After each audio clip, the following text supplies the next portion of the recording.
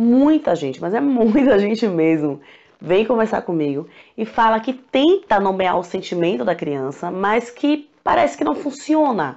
Que quer entender a criança, que quer ser empático, que quer ofertar escuta para a criança no momento que ela está chorando, no momento que ela está brigando, no momento que ela está reclamando, mas que não consegue, porque na hora que pergunta para a criança o que ela está sentindo, a criança só responde ou não responde nada, ou só responde não sei. E eu sei que essa é uma confusão que acontece muito quando eu falo nomeio o sentimento da criança. As pessoas querem entender e aí querem perguntar para a criança. Não é o que é ideal para a gente fazer no momento que a criança está chorando, no momento que a criança precisa de empatia. Não é perguntar. E aí eu vou te explicar trazendo algo para a tua vida, para o teu dia a dia. Eu não sei como você é, mas eu, se eu estiver muito nervosa, chateada, triste, chorando, acho que a coisa mais irritante que pode acontecer é alguém ficar perguntar: o que você tem? Por que você tá assim? O que tá acontecendo? Você tá triste? Você tá nervosa? Você tá feliz? Eu acho que eu fico muito irritada. Eu não quero ouvir pergunta naquele momento. Eu não quero que a pessoa fique me metralhando com perguntas. As perguntas, elas são, na realidade, um empecilho para empatia. Então, quando você, pai, mãe, chega pra uma criança e ela tá triste, você tá triste, tá chorando, você encosta. Nossa, por que você tá triste? O que aconteceu? Por que você tá se sentindo assim? Por que você bateu no coleguinha? Por que você mordeu sua priminha? Por quê? Por quê? Por quê? A criança, ela já tá com aquela angústia sobre aquele sentimento, que é normal, né? Aquela angústia, aquela tristeza, aquela frustração, aquilo que causou a atitude dela. E essa pergunta vinda do adulto deixa a criança ainda mais angustiada, porque ela tem que parar e pensar: mas o que será que a minha mãe quer que eu responda? O que será que meu pai quer que eu responda? Qual a resposta certa para essa pergunta? Aí ela já está angustiada e ela tem que pensar numa resposta certa, pensar no que é que você quer ouvir dela naquele momento. Então, perguntar não é uma boa opção na hora que a pessoa precisa de empatia, quando a criança precisa de empatia. Tá, Elisama, eu não vou perguntar, mas como que eu vou saber o que ela tá sentindo? Chuta. Nomeia os sentimentos dela, sabe? Nossa, eu imagino que você deve ter ficado muito brava porque a sua prima pegou o seu brinquedo sem te pedir. Nossa, imagino que você deve estar muito triste porque você queria muito comer biscoito de chocolate e agora o biscoito acabou. Eu imagino que você deve estar muito frustrado porque esse castelinho era muito legal de montar e aí ele não fica no lugar certo. E filho, você deve estar muito angustiado porque você, sei lá, queria muito tal coisa e a sua prima não tá chegando, e sua amiguinha não tá chegando. Enfim, se coloca no lugar dessa criança, não com os seus olhos, isso é muito importante, mas com o olhar da criança. Se coloca no lugar dessa criança e pensa o que é que ela está sentindo. E aí, em vez de metralhar essa criança com perguntas, nomeie, fale. Aventure a sua fala nisso. Eu tô tentando te compreender, filho. Foi isso que aconteceu? Então, na hora que você fala: nossa, imagino que você deve estar muito triste porque aconteceu tal coisa, você deve estar muito angustiada por tal coisa. Se você errou, a criança ela vai te corrigir. Ela vai te falar: não, mamãe, eu fiquei triste porque tal coisa aconteceu. Você tá direcionando a criança pra conversa, sabe? Você tá aberto a mostrar: olha, eu acho que foi isso que aconteceu. Eu tô tentando te entender. Quando você só pergunta, a criança fica meio perdida, sem saber o que é que você está esperando dela que ela te responda. Então, aventura nomeando mesmo. Se você errar, a criança... É a pergunta que a maioria dos pais faz para mim: mas e se eu errar? A criança vai te corrigir. E na maior parte das vezes, se você estiver ali, presente, conectado com teu filho, você acerta.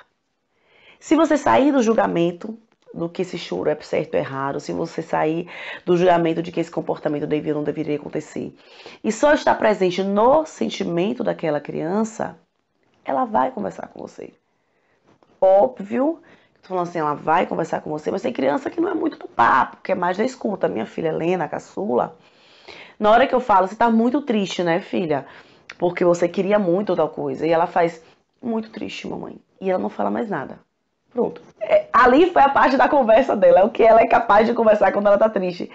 E eu compreendo, é o limite dela.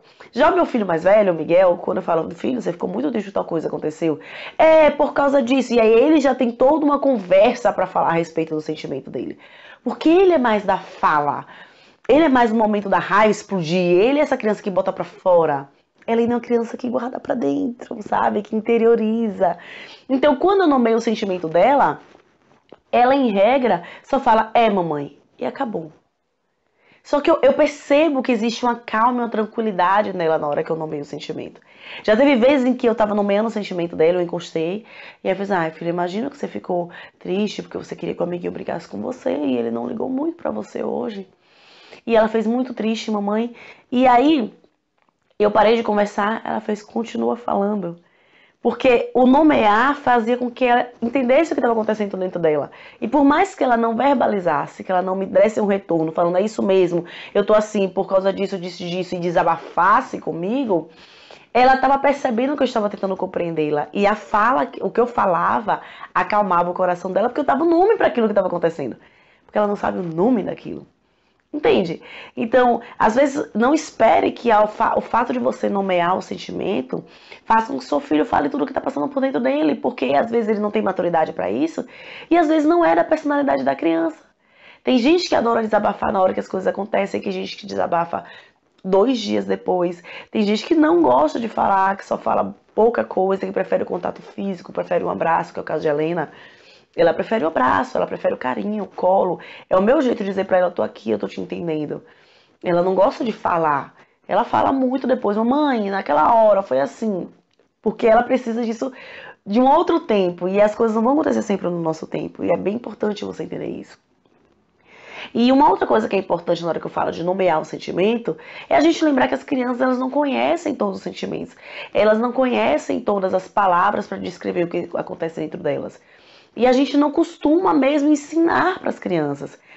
Essa diferenciação do que elas estão sentindo vai acontecer aos poucos. À medida que eu vou nomeando e falando, olha, isso que está sentindo é tristeza, isso está sentindo é frustração, isso está sentindo é raiva, isso está sentindo é angústia. À medida que eu vou nomeando para elas, elas vão crescendo, vão criando maior repertório e vão se tornando mais capazes de olhar para você e antes que você pergunte, falar, eu estou frustrado, eu estou angustiado, eu estou com vontade de me vingar de você. De verbalizar o que elas sentem. E aí, para encerrar esse vídeo, para ele não ficar muito grande, por que é importante a gente nomear o que a criança sente? Por que é importante a gente lidar com o sentimento da criança? Porque os nossos sentimentos nos guiam em todas as nossas interações. Os nossos sentimentos, eles interferem diretamente nos nossos comportamentos.